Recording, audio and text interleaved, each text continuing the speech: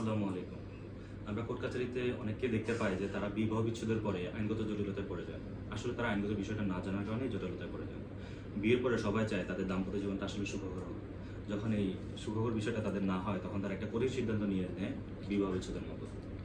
আসলে বিয়ে যেরকম একটা আইনগত প্রক্রিয়া, তেমনি বিবাহ বিচ্ছেদের কিছু আইনগত বিষয় আছে যেগুলো আমাদেরকে জেনে রাখা উচিত।